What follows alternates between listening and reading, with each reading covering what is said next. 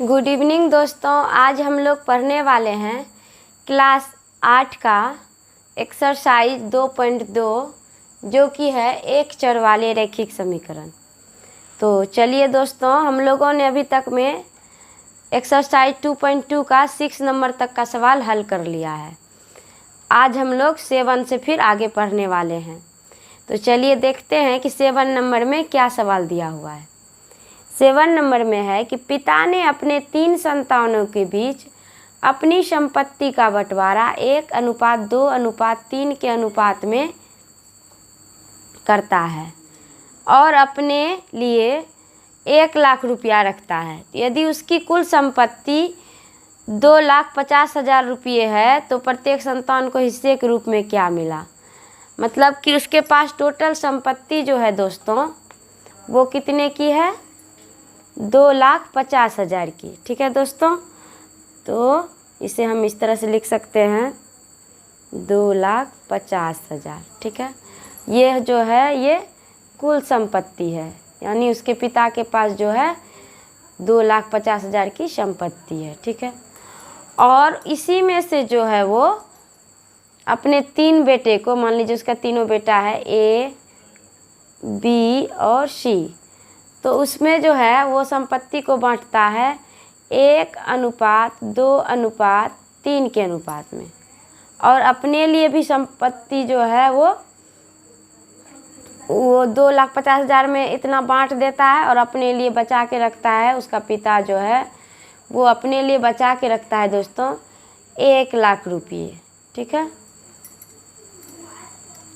तो बोलता है कि प्रत्येक संतान को हिस्से के रूप में कितना कितना रुपया मिला वो निकालने के लिए बोल रहा है। तो चलिए देखते हैं कि ये कैसे बनता है। तो सबसे पहले हम लिखेंगे कि माना कि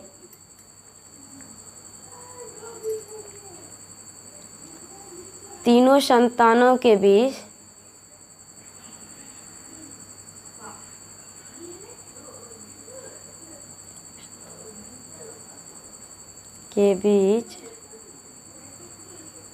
संपत्ति का बंटवारा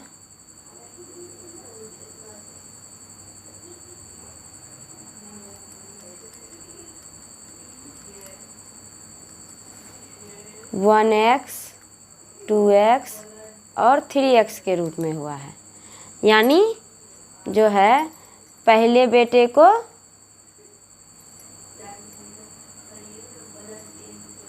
1x मिला है, दूसरे बेटे को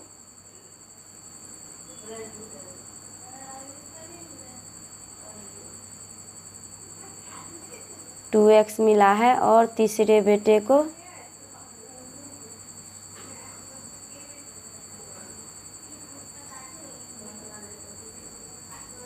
3x मिला है। ठीक है, और उसके बाद वो अपने लिए रखता है 1 लाख रुपये। तो चलिए अब देखिए प्रश्नानुसार इसे फिर बनाते हैं कि प्रश्न में क्या कह रहा है। प्रश्नानुसार तो हम इसे लिख सकते हैं कि 1x को हम x भी लिख सकते हैं, क्योंकि 1 तो हमेशा छुपा हुआ ही रहता है। लिख देंगे x + 2x + 3x, और अपने लिए कितना रखता है दोस्तों 1 लाख रुपए। ये सब मिला के टोटल संपत्ति है कितना, 2,50,000 का। इतना ही संपत्ति है, यानी कि ये जितना बांटा और अपने लिए जितने रखा वो सब मिला के किसके बराबर है दोस्तों, 2,50,000 के। क्योंकि इतना पैसा में ही ना बंटवारा हुआ है, 2,50,000 में ही बंटवारा हुआ है इतना पैसे का, और अपने लिए रखा है। तो इसीलिए इधर का बराबर है किसके, 2,50,000 के बराबर है। ठीक है, चलिए अब देखिए इसे फिर क्या करते हैं। 3 2 5 1 6, 6x + 1 लाख बराबर 2,50,000। अब देखिए दोस्तों,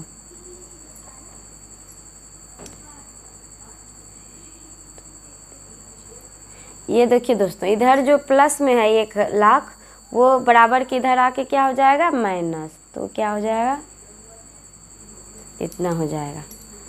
अब देखिए दोस्तों 6x बराबर 2,50,000 में 1,50,000 चल गया तो बचा 1,50,000। 2,50,000 में 1,00,000 चला गया तो बचा हम लोगों का 1,50,000। फिर इसे हम इधर करेंगे, इसीलिए x बराबर ये 6 इधर गुना में है तो बराबर किधर आएगा तो क्या हो जाएगा दोस्तों, भाग में बटा 6। अब इसे हम कटा देते हैं तो कितना आएगा, 3 दूना 6, 3 पचे 15। फिर इसे कटाएंगे तो 25 बार में कटेगा।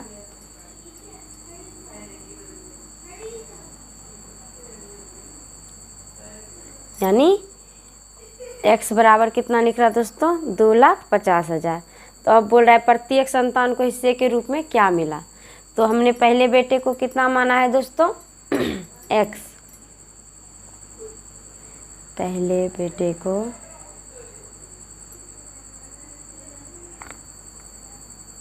x, यानी कि x बराबर जो निकला है वो ही देंगे। तो x बराबर निकला है हमारा 25,000, वो मिल गया।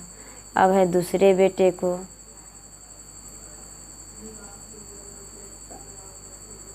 उसमें हमने कितना माना है दोस्तों, 2x लिख देंगे।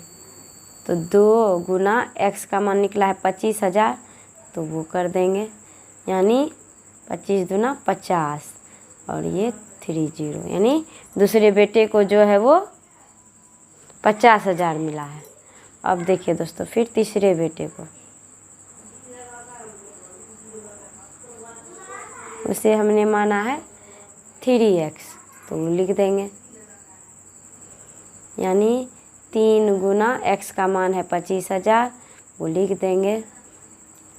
25 गुना 3 75 और ये 30, यानी तीसरे बेटे को कितना मिला है दोस्तों, 75,000। तो यानी प्रत्येक बेटे का जो संपत्ति का बंटवारा हुआ है वो है 25,000, 50,000 और 75,000। यही हम लोगों का आंसर हो गया। ठीक है दोस्तों, चलिए अब अगला क्वेश्चन देखिए क्या कह रहा है।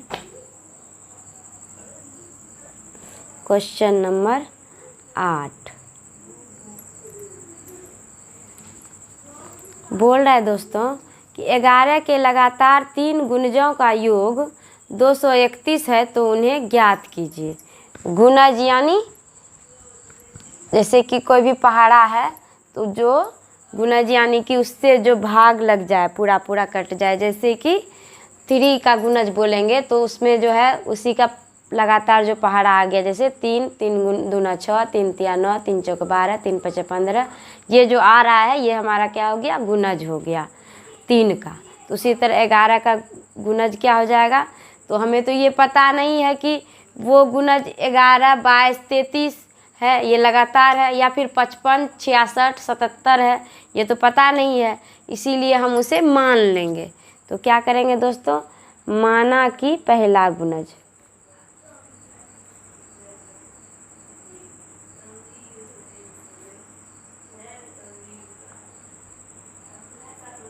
बराबर x, दूसरा गुणज बराबर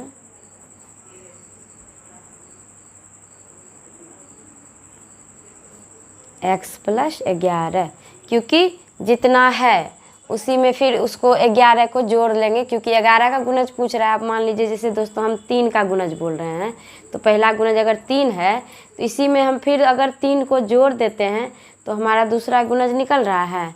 फिर इसी में हम 3 को जोड़ रहे हैं तो हमारा तीसरा गुणज निकल रहा है। यानी जितने का गुणज पूछ रहा है उसी को लगातार जोड़ते जाना है। तो यहाँ 11 का गुणज पूछ रहा है, इसीलिए हमने पहले गुणज में 11 को जोड़ दिया, जिससे हमारा दूसरा गुणज निकल जाएगा।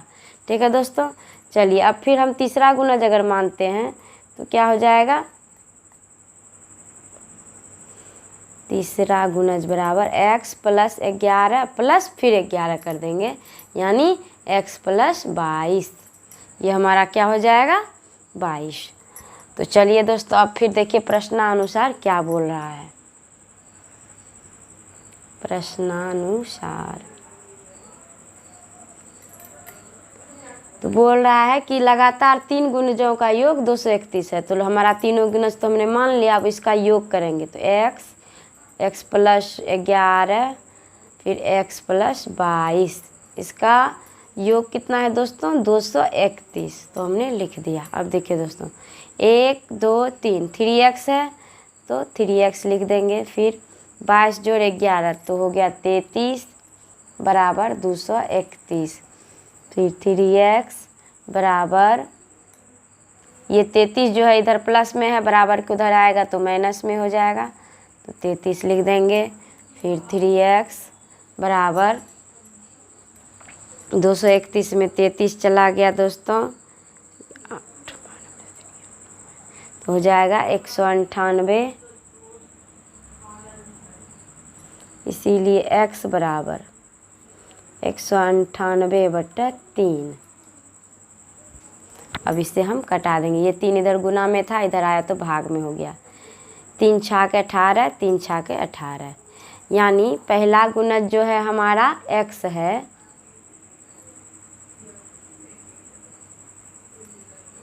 तो x बराबर हमारा कितना निकला है 66, तो दे देंगे। फिर दूसरा गुणज हमारा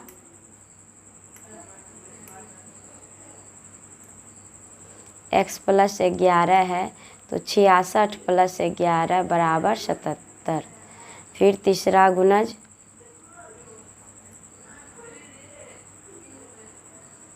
x प्लस 22 है, तो 66 प्लस 22 यानी 88। यानी हमारा जो 11 का 3 लगातार गुणज है वो कौन सा है 66, 77 और 88, इसी का योग 231 है। तो ये हमारा आंसर निकल गया। अब देखिए दोस्तों, अगर हम इसको जांच करेंगे तो कैसे करेंगे, 66 जोड़ 77 जोड़ 88, तो देखेंगे कि इसका योग 231 है कि नहीं। अगर 231 आ रहा है तो इसका गुणज जो है ये हमारा आंसर सही है। तो दोस्तों अगर आप इसको जोड़िएगा तो इसका योग हमेशा 231 ही आएगा। ठीक है दोस्तों, चलिए ये हमारा आंसर हो गया। अब देखिए दोस्तों अगला क्वेश्चन क्या बोल रहा है। क्वेश्चन नंबर 9 में बोल रहा है कि संकुल संसाधन केंद्र मध्य विद्यालय फरना में आयोजित बाल मेले में प्रत्येक विजेता छात्र को 2 कलम एवं विजेता को छोड़कर शेष सभी प्रतिभागियों को 1 कलम दिया गया। यदि 100 छात्रों के बीच 120 कलम दिए गए तो विजेताओं की संख्या ज्ञात कीजिए। ठीक है दोस्तों, तो चलिए देखते हैं कि ये कैसे बनता है। यहाँ पे पूछ रहा है हम लोगों का विजेता छात्र, तो हम लोग उसे ही मानेंगे, क्योंकि जो चीज़ पूछ रहा है उसे ही मानेंगे तभी वो निकलेगा। तो हम लिखेंगे कि माना कि विजेता छात्र की संख्या हमें पता नहीं है, इसीलिए हम उसे मानेंगे x। माना कि विजेता छात्र की संख्या बराबर x। ठीक है दोस्तों, और टोटल छात्र कितना है दोस्तों, टोटल छात्र है 100। तो अगर 100 में x छात्र विजेता है तो बाकी जो प्रतिभागी है वो कैसे निकलेगा, तो 100 में x को घटा देंगे तो जो छात्र बचा वो शेष हो जाएगा, प्रतिभागी हो जाएगा। तो लिख देंगे, तो बाकी बचे छात्रों की संख्या बराबर बाकी प्रतिभागियों की संख्या बराबर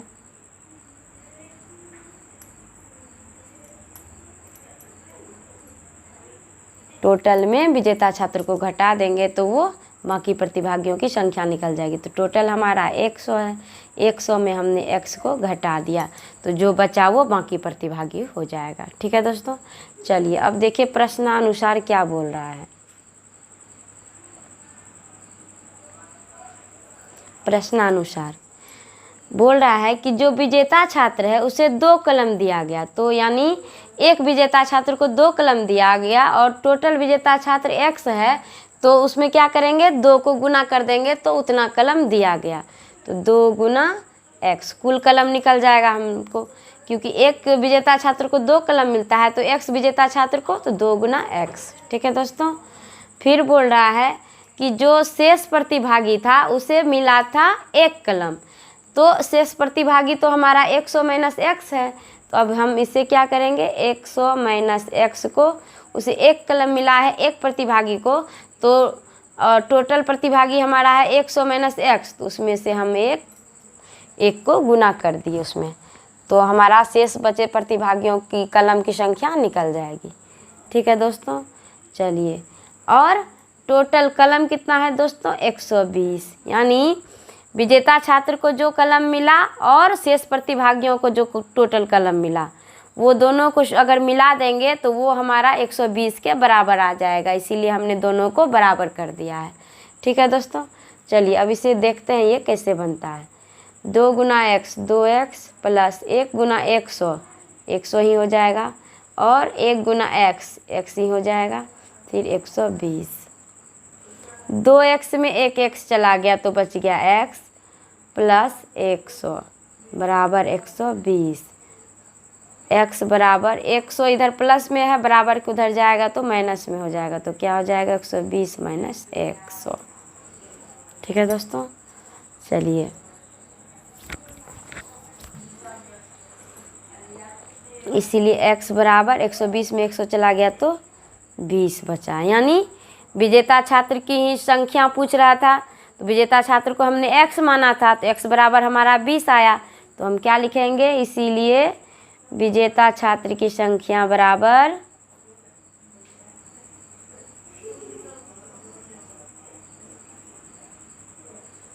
x है, तो x बराबर हमारा 20 निकला है, तो वो हमारा आंसर हो गया। अगर पूछ देता बाकी प्रतिभागियों की संख्या, तो बाकी प्रतिभागियों की संख्या 100 माइनस x है, तो 100 में x बराबर 20 निकला है, तो 20 घटा देते, 100 में 20 गया, बच गया 80, तो हमारा बाकी प्रतिभागियों की संख्या है वो 80 है। ठीक है दोस्तों। चलिए, ये तो आप लोग समझ गए होंगे। अब हम लोग देखते हैं कि इससे आगे वाले क्वेश्चन में क्या बोल रहा है। चलिए,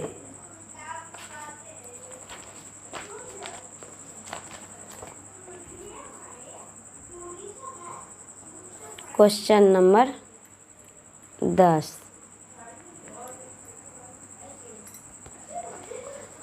इसमें बोल रहा है दोस्तों कि रवि के पिता की वर्तमान उम्र रवि के वर्तमान उम्र के तिगुने से 5 वर्ष अधिक है। 5 वर्ष के बाद उनकी उम्रों का योग 47 वर्ष होगा, तो दोनों की वर्तमान उम्र ज्ञात कीजिए। ठीक है दोस्तों। चलिए अब देखिए, तो रवि के पिता की उम्र रवि के वर्तमान उम्र के तिगुने है, तो सबसे पहले हम रवि की उम्र मान लेंगे। रवि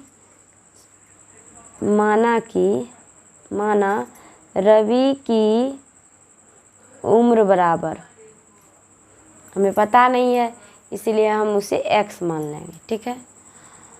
तो उसके पिता की उम्र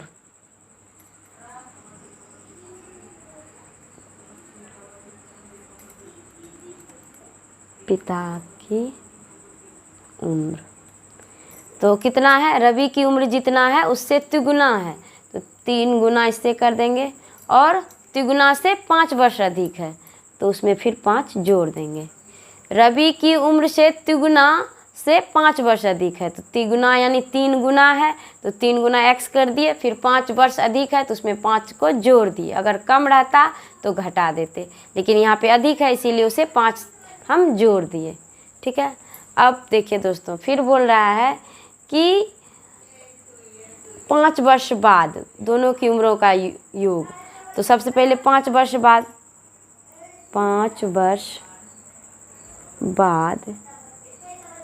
रवि की उम्र बराबर,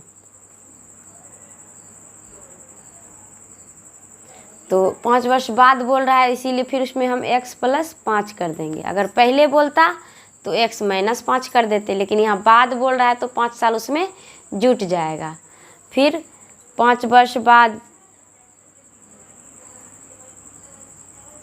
उसके पिता की उम्र,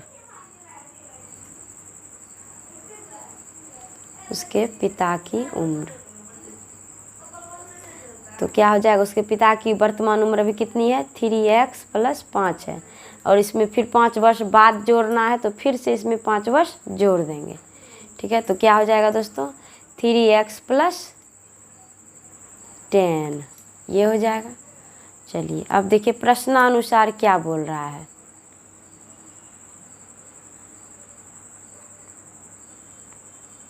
बोल रहा है कि दोनों के उम्रों का योग 47 वर्ष है 5 वर्ष बाद। तो 5 वर्ष बाद रवि की उम्र कितनी है दोस्तों x + 5। यहाँ बोल रहा है कि 5 वर्ष बाद उनकी उम्रों का योग 47 वर्ष होगा।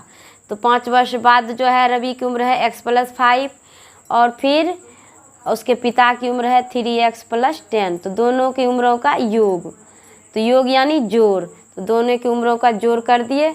तो दोनों की उम्रों का जोड़ कितना है दोस्तों 47। तो 47 लिख दिए। ठीक है, चलिए अब देखिए इसे करते हैं। x + 5 + 3x + 10 = 47। तो अब देखिए दोस्तों 3x और ये x जुट गया, बच गया, बन गया 4x। 3x में x जोड़ दिए तो 4x हो गया और 10 में 5 जोड़ दिए तो 15 हो गया बराबर 47।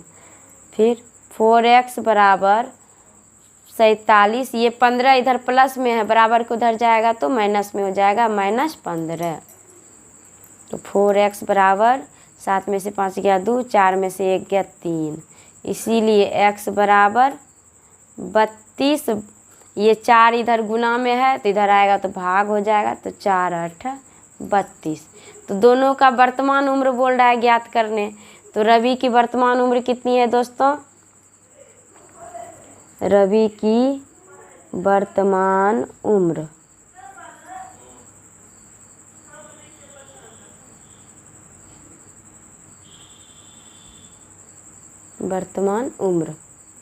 ठीक है।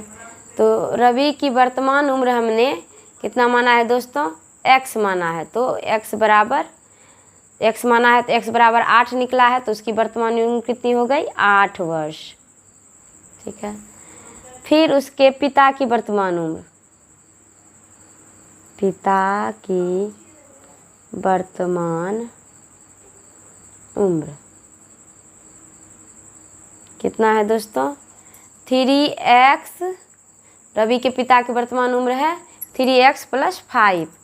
तो लिख देंगे 3x + 5। तो अब इसमें मान बैठाते हैं तो 3x का मान है 8 तो लिख देंगे +5। तो कितना हो गया दोस्तों 8 × 24 = 5 29 वर्ष। यानी उसके पिता की वर्तमान उम्र कितनी है दोस्तों 29 वर्ष। ठीक है, तो ये था हमारा आज का क्वेश्चन 7, 8, 9, 10। एक्सरसाइज 2.2 में 10 नंबर तक का ही सवाल था जो कि हमने आज हल कर लिया है। अब इसके बाद है एक्सरसाइज 2.3 जो कि हम लोग अगले क्लास में हल करेंगे। तो अगर आप लोगों को हमारा वीडियो अच्छा लगता है दोस्तों तो हमारे चैनल को सब्सक्राइब करें और हमारे वीडियो को लाइक करें और कमेंट में हमें ज़रूर बताएं कि आप लोगों को हमारा वीडियो कैसा लगता है। और अगर हम कहीं गलती कर रहे हैं तो इसे भी ज़रूर बताएं ताकि हम अपना गलती को दूर करने का प्रयास करेंगे दोस्तों। ठीक है, तो चलिए तब तक के लिए फिर मिलते हैं अगले क्लास में। तब तक के लिए tata bye bye see you.